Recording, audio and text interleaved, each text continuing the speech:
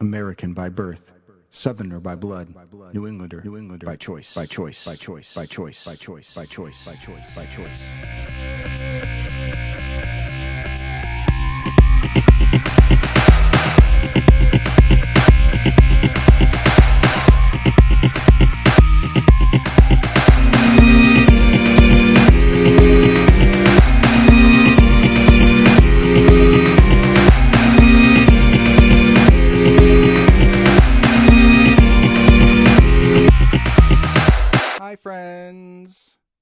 Thank you for returning to Pilgrim's Digress. I'm your Pilgrim, and I'm so excited that the show has gotten off to such a great start. I almost have 50 listens. That's 50. Hopefully one day it might be 500. So tell your friends, tell your coworkers, tell your dog. Maybe your dog can understand you and tell the other dogs, and somehow there's somebody out there that can talk to dogs. And then the name of my podcast will spread amongst the canine community and then into the dog whispering community. Instagram at Pilgrims Digress. Any one word, no caps. Twitter at Pilgrims Digress. I have a website, but I'm going to update it. I'm going to put maybe some videos, some more in-depth show notes, the links that I visit and study with my interviewees. So when that comes out, I'll definitely put it on the show notes here on whatever platform you're using, and I'll let you know verbally on the show as well when that website is up. Weekend recap. Cleaned out my car. Have you guys cleaned out your car? Isn't it the best feeling? Especially if you're as dirty as I am. Kids, teacher, podcaster.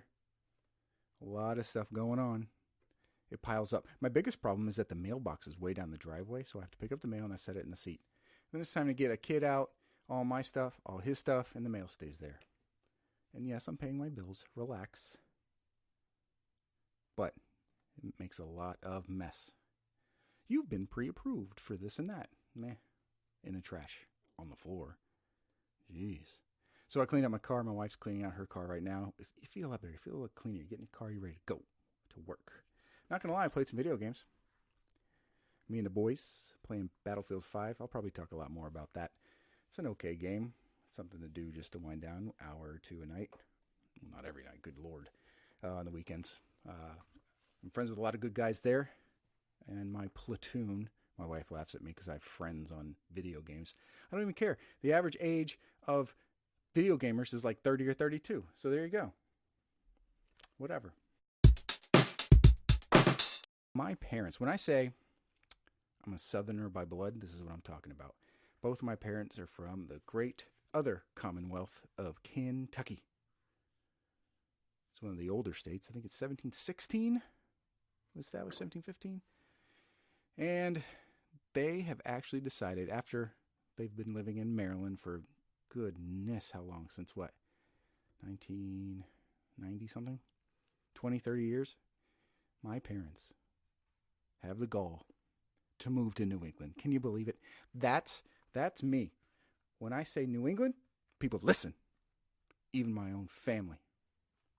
It also helps that my kids and my brother's kids are incredibly cute, and if anyone wants to have a good time, you hang out with them. I would move anywhere for these kids, for sure. So they've moved up to New England from Maryland, but they're from Kentucky all the way back. I've done the genealogy, man. I go back down to the 1700s. Both sides of the family, Kentucky. Almost the same even county. We're talking crossing the Cumberland Gap with Daniel Boone, Kentucky. So when I say Southerner by blood, which is a hard thing to say, Southerner by blood, I mean it, y'all. And Mama's definitely listening. That's why I'm afraid to start a Patreon. If you like what you hear and you want more content, sign up to be a patron. I plan to do that anyway eventually. I'm afraid to do that because Mom's going to be like shoveling me. Here you go, honey. Keep going with your dream. Not yet. Mom, don't give me any money. A few years ago, we were watching the greatest show ever, 30 Rock.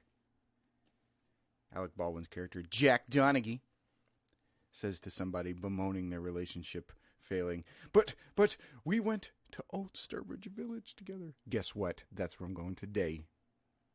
Old Sturbridge Village, the largest outdoor history museum in the Northeast, depicts a rural New England town of the 1830s. Step inside more than 40 original buildings and explore homes, meeting houses, a district school, country store, bank, working farm, 3 water-powered mills, and trade shops. Inequality, women not voting, slavery just left. Oh, wait, they don't show that part. That's fine, though. I still love it. Being a history teacher and all, you got to. And I really like this mission. Our mission at Old Sturbridge Village, a museum and learning resource of New England life, invites each visitor to find meaning, pleasure, relevance, and inspiration through the exploration of history. Hits me right in the feels as a history teacher. My son is going with us. He's going to be our child expert on all things Old Sturbridge Village. He's in a grumpy mood because his other cousin has come around and he doesn't want to go. He says, Old Sturbridge is boring. He's turned 6 now. So all the little fun stuff, he's seen it so many times, the little lambs and the chickens. He's too cool for it. I've even tried playing some Pokemon Go around there, dominating the yellow team. What's the yellow team? Basically what the place is, it's an outdoor museum. It's got buildings from all over New England put right in next to each other. So it's not really like a town that was recreated like Plymouth, but more like a recreation of life in New England in the 1830s. So it's an important part of New England in general, and it's kind of like the hokey place to visit because there's antique shops all around, some hotels in this small town of Sturbridge. But it's a good time, and it's always something I like to do as a history teacher because I like to engulf myself into it. And as a proud New Englander, it's something I look forward to and identify with. Because you don't want to be anywhere else in the 1830s, that's for sure. It's a nice day out. It's going to be a good time. Most likely, we're going to go out to eat afterwards. All right, so stay tuned. Just in a second, you'll be hearing from me or my son or one of my nephews about Old Sturbridge Village and what they love about it. And hopefully something crazy will happen and they'll say funny stuff. I'm using this trip to record for my podcast. What?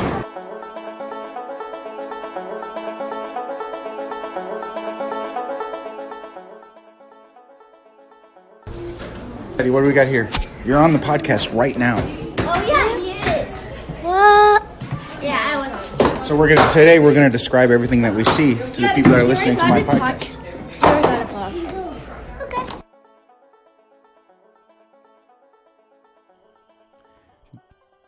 In the very beginning of Old Sturbridge Village, you walk in and there's a little science, hands-on place for the kids to hang out, to play, and that's what we got into first. Garden something. It's called digging. Digging. What are we digging up? Vegetables? Before we left that part, there was a big yoke hanging on the wall. I was very proud of my son who knew what it was. We were to go on to see all different kinds of farming and manufacturing as well. What's this? Something used for horses. Oh, it's called a yoke.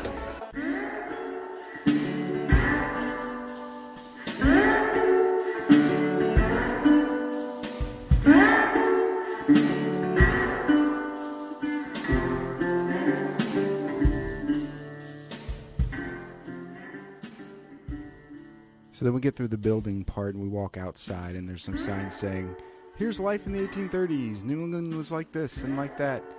And I decided to interview my 4-year-old nephew, Sam. This kid is a riot. Oh, he just walked through the main entrance.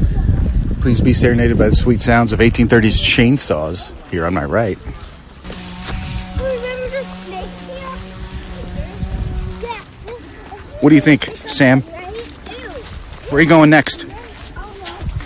Hey, where are you going next? To the I'll say playground. Playground, that's all they really... What's your favorite part about Old Sturbridge Village? About the outside playground. Yeah. Yeah. You could have just went to a playground then. Teddy, what are you guys playing right now? Tag. Tag. You think that's as old as 1830s? I have no idea. You know what they used to play in 1830s? Guys, actually saw. No. What'd you say?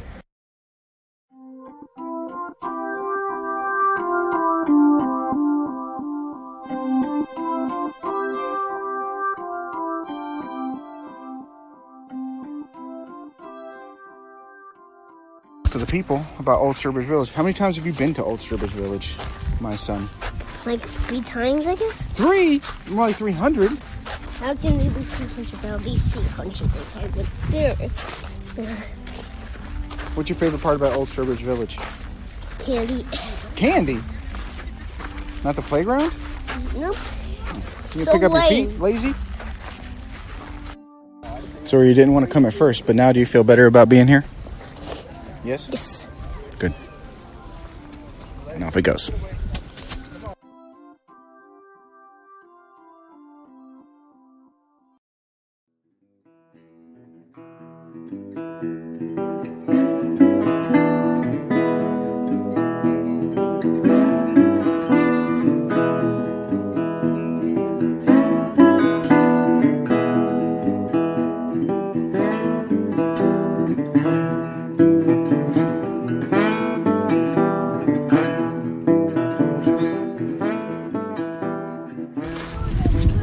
What are we looking at here? Playground. Oh, for the playground? Is this the map? Yeah. Where are we? Yeah. All right, we're gonna head towards the mills and stuff, and the farm. The mills are my favorite part. I'm right here now. Okay. Covered bridge. Covered bridge. Yeah, the covered bridge. Before we make it to the covered bridge, there's a small little barn / shed up a little hill where we can experiment with and use the different simple machines: lever, pulley, axle. It's a lot of fun.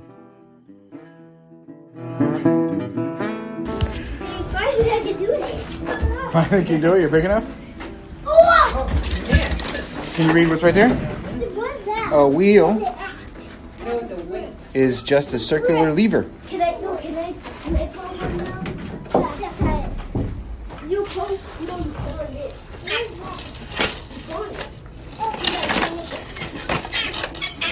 I can use this somehow. You can go like that. They've got a little craft area, not craft. They've got a little area where you can learn about simple machinery. Feel how heavy it is normally. Yeah, see if you can lift it up. No, don't pull it down. Yeah, lift it. See how heavy it is? Now, try Sawyer. Now, try lift it with the rope. Watch out, don't let it swing. Now, see, it feels lighter with the rope now, right? It's got the 2 pulleys. It makes it lighter. This is so heavy, it's a brick.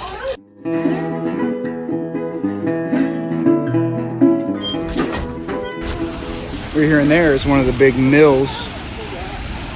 Wheels that turn. This is powering the grist mill, I think.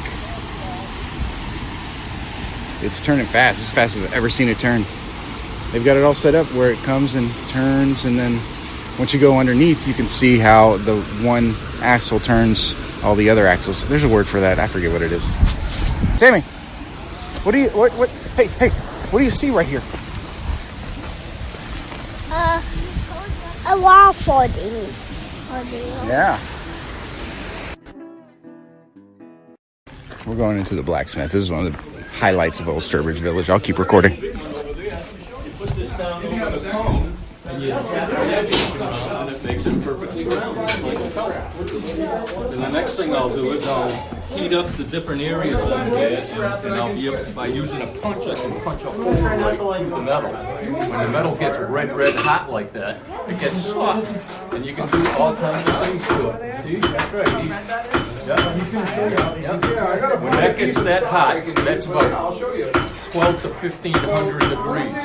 And you can actually burn metal in that, getting it up to almost 3,000 degrees. That would be white hot.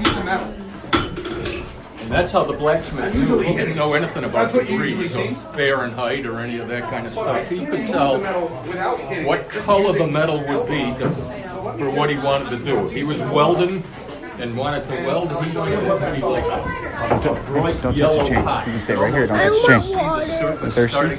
I don't know. Teddy, what was happening over there? What? Tell the people what was happening over there. What did you just see? They were burning metal. Burning metal?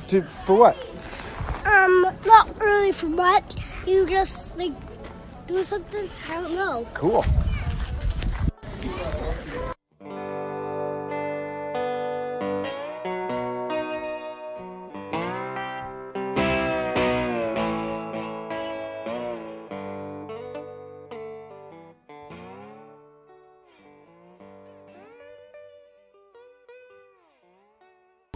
Look how little those are, huh? I know. Can I feed them something? Do you have anything to feed them? No. Nah, look at they're eating from Mama right now. What? Over there. What is he eating? It's milk, like cows. Remember you said you were milking the cow? Sheep do it too.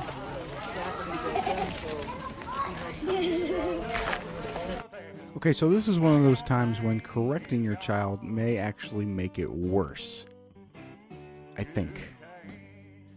Like if do you know where baby sheeps eat? On their mama's butt. Oh.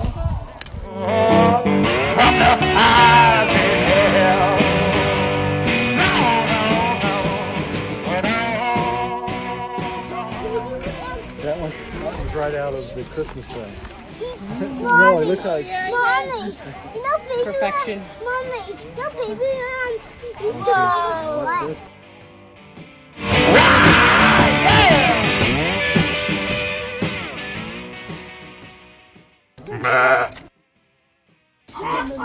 We got chickens.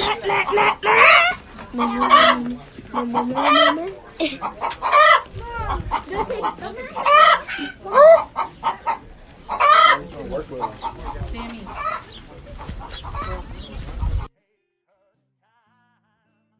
She's a rambling woman. She got a rambling mind. You can't get water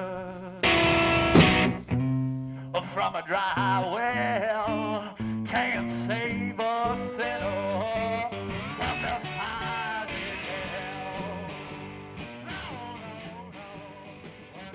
Here we're about to go in what's called a cooper's mill or a cooper's workshop. A cooper is the guy that puts the metal rings, well, he assembles the entire barrel, and he also puts the metal rings onto the barrel, and that's what he's doing here when we visit. The people at Old Sturbridge Village are great at the reenactment stuff and explaining exactly what they're doing. They're really good with the kids as well. Coopers back then were one of the most important people, along with like blacksmiths, because anything you wanted to store and keep, there was no Tupperware, there was no bins at Target. So there was always a market. And this guy always had work, and his work had to be good because his reputation was on the line. And this guy's going to do a really good job of explaining to our 4, 5, and 6-year-olds exactly what he's doing. What's in here? Cooper shop. You know what a Cooper is? No. Making shoes, I think. Shoes? This way. Oh, entrance over here. I think so. Maybe. All right. Oh, barrels. That's what a Cooper does. The one with the dragon. Here. Yes, the one that. Oh. What is he doing? He's making the wood for the barrels. I'm actually making a tool that I can use in my cooper shop. It's going to be a wooden hoop driver for driving What? wooden hoops. You'll notice that some of these containers are joined with iron hoops, and that's all well enough and good. But if I needed to tighten up a wooden hoop on a container,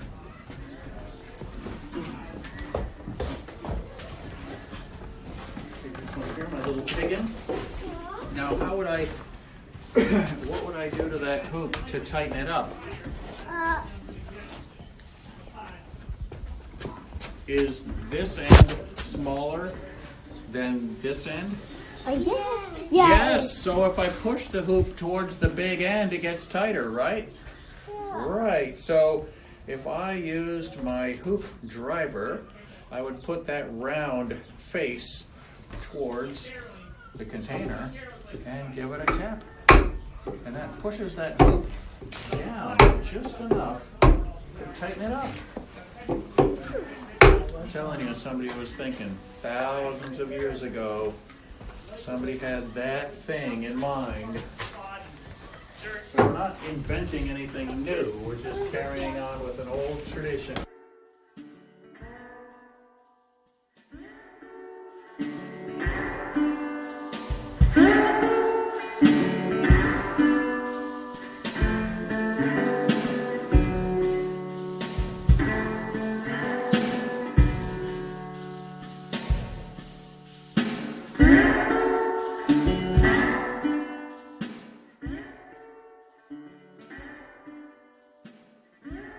It's a two-headed bull.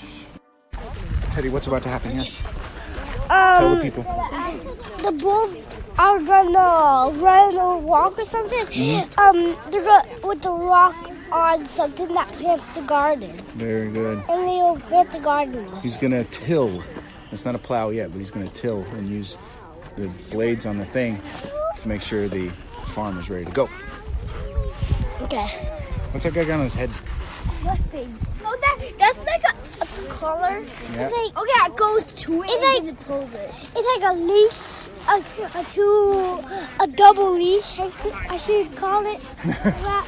Leash. Fine tuning, he said.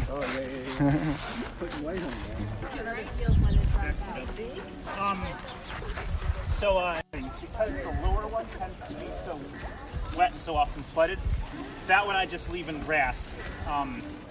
And usually I cut hay off of it in the early summer and then graze on it the rest of the summer. This field immediately below this one, there's no fence, there's kind of a berm. There used to be a fence, one duck swimming in it. That one I've actually began to leave in grass too, just because it's also so wet. The one down there, there's one side newer way to be spread. That one is going to be corn this year. It was rye last year. This was corn last year. It's going to be oats this year. That smaller piece over there I usually use as pasture, so that's one of the first pieces of pasture I use, and also where I put the calves out for the year. This over here is orchard and pasture. I have cut hay off of it in the past. But yeah, so a lot of the mix. Before people got slightly more advanced plowing technology, you didn't see a lot of grass to grain rotations. Okay. So your tilled land pretty much stayed your tilled land. And you might rotate which crop you grew on it, but you weren't bouncing back and forth between, hay, pasture, and cultivated grains as often. Plowing was a lot of work with field plows. And so I do it every once in a while, depending on the weather. I don't have a lot of options. I've only got so much land to pick from, and most of it's not very flat and conducive to cultivation, so it remains pasture. But and the actual amount of tilled land on your average farm was pretty small. You might only have 8 or 10 acres of cultivated land on, an 80 or 100 acre farm. 10 to 15%. Usually the higher percent were on smaller farms. The vast majority of your land, a good 2/3 of it probably would have been in grassland for hay and pasture, using whatever.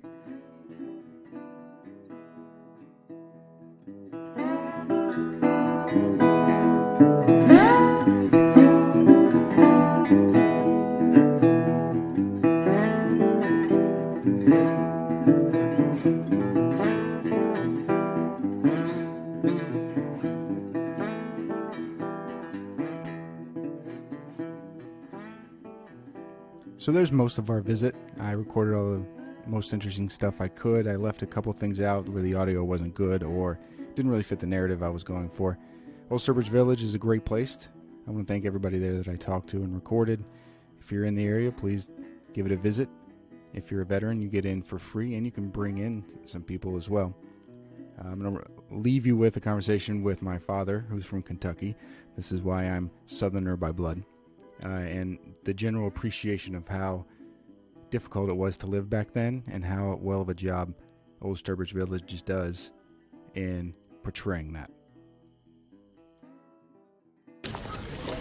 like how they're so innovative. Look how he's just like stuck that up there to hold it. Yeah, you gotta make it happen. Yeah. You just go like, oh, okay, how are we gonna do it? Yep. Yeah, we just stick it up there and do it. I'm like, It's like when you lose your tools. Well,